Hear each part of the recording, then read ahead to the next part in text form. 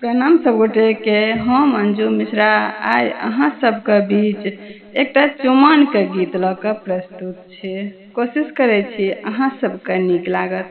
जँ कनियो नीक लागत तऽ वीडियो के लाइक कऽ देबै और अहिना सुंदर सुंदर गीत सुनै के लेल हमर चैनल के सब्सक्राइब जरूर कऽ लेब। जे कऽ लेने छी तिनका सबके बहुत बहुत धन्यवाद। तऽ चलू सब गोटा सुनै जाओ। आज सुदिन दिन निर्मल बनल अछि, सोना आ चंदा समान। गे माई झुम झुम कऽ करियन चुमाओन। आज सुदिन दिन निर्मल बनल अछि, सोना आ चंदा समान। गे माई झुम झुम कऽ करियन चुमाओन। गे माई झुम झुम कऽ करियन चुमाओन। आंगन चानन नीपू कौशल्या, आंगन चानन नीपू कौशल्या।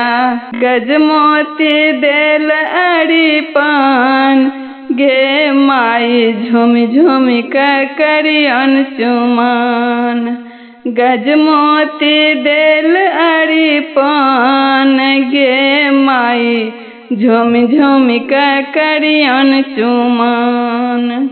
अलस कलश लय पुरहर साजल, अलस कलश लय पुरहर साजल।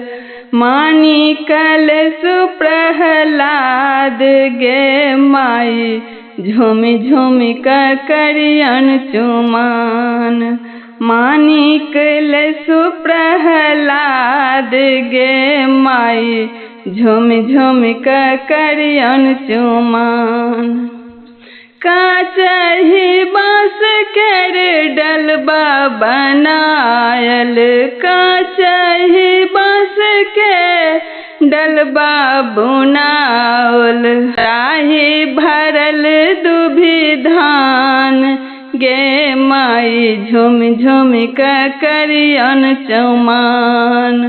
ताही भरल दुभि धान, गे माई झुम झुम कऽ करियन चुमाओन। देशहि देश सँ भूप सब आयल, देशहि देश सँ भूप सब आयल।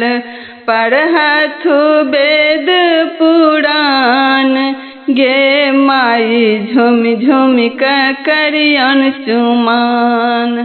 पढ़थु वेद पुराण, गे माई झुम झुम कऽ करियन चुमाओन। चुमबै बैसली अम्मा सोहागिन, चुमबै बैसली अम्मा सोहागिन। चुमलिलन सीता श्री राम, गे माई झुम झुम कऽ करियन चुमाओन। चुमलिलन सीता श्री राम, गे माई झुम झुम कऽ करियन चुमाओन। आज सुदिन दिन निर्मल बनल अछि, सोना आ चंदा समान। गे माई झुम झुम कऽ करियन चुमाओन। गे माई झुम झुम कऽ करियन चुमाओन। गे माई झुम झुम कऽ करियन चुमाओन।